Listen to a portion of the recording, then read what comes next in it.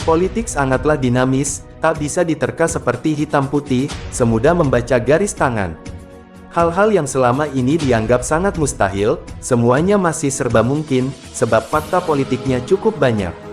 Siapa yang bisa menyangka, pada akhirnya Prabowo merapat ke Jokowi di periode kedua pemerintahan, dan siapa yang bisa menebak Nasdem yang dahulu berbeda diametral dengan Anies Baswedan, kini justru menjadi partai utama yang deklarasi Anies maju capres. Membaca dinamika politik yang berkembang belakangan, mesti diletakkan dalam konteks serba ketidakpastian, sebab banyak hal-hal yang belum selesai. Sementara, poros koalisi hingga pasangan calon presiden dan wakil presiden, sampai saat ini masih serba dinamis, dan mengandung sejuta misteri yang tak bisa ditafsir dengan mudah. Pertama, soal poros koalisi Indonesia Bersatu yang paling awal deklarasi, sampai saat ini belum memutuskan jagoan capres dan cawapres yang bakal diusung tanding. Sementara Airlangga Hartarto, memang capres harga mati bagi Golkar, tetapi PAN dan P3, sepertinya punya jagoan berbeda, yang mengusulkan nama lain di luar KIB, seperti misalnya Ridwan Kamil, Ganjar Pranowo, Sandiaga Uno, Anies Baswedan, Khofifah Indar Parawansa, Erick Thohir, dan nama besar lainnya. Sikap PAN dan P3 bisa ditafsirkan dua hal sekaligus. Pertama, demi merawat konstituen mereka yang split ke banyak tokoh kunci. Tafsir kedua, sangat mungkin ini cara PAN dan P3 menolak halus pencalonan Airlangga Hartarto sebagai capres dari KIB dengan cara deklarasi sejumlah pengurus wilayah yang mengusulkan nama lain tanpa Airlangga. Ujian utama KIB ini tentu adalah soal capres dan cawapres yang akan diusung, dan selama dalam kesepakatan bersama, koalisi ini bisa dijamin langgeng, dan begitu pun sebaliknya.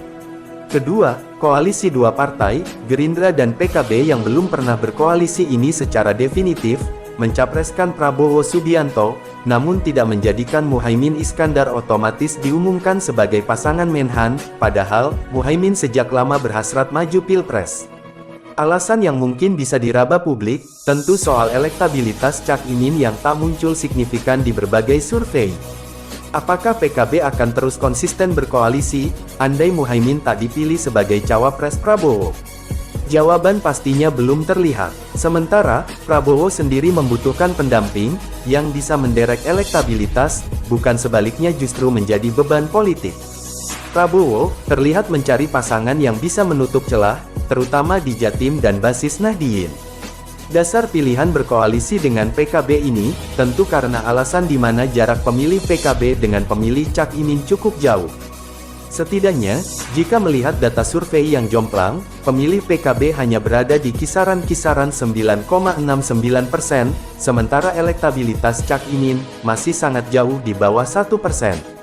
Jika Prabowo mencari tokoh NU, tentu pilihannya banyak, sebut saja misalnya Kiai Maruf Amin, Yahya Kholil Sakuf, Khofifah Indar Parawansa, Yeni Wahid, atau Yakut Kholil Koumas.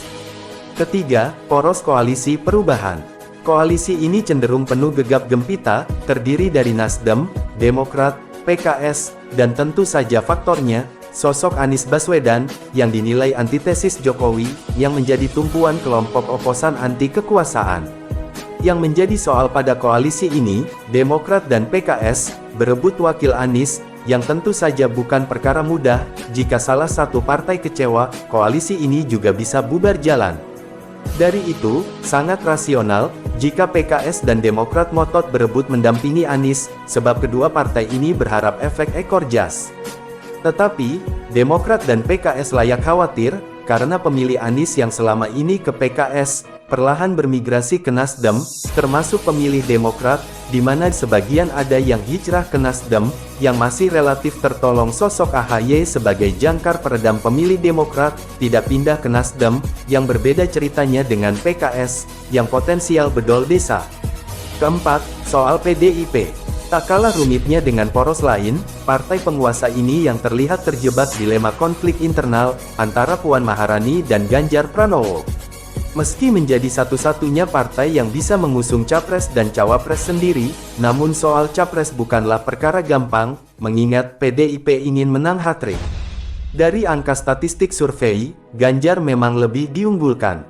Tetapi pada level elit partai, Ganjar masih dianggap anak kos-kosan, berhadapan dengan Puan yang berdarah biru politik, penerus terah politik Soekarno, namun elektabilitasnya belum naik signifikan.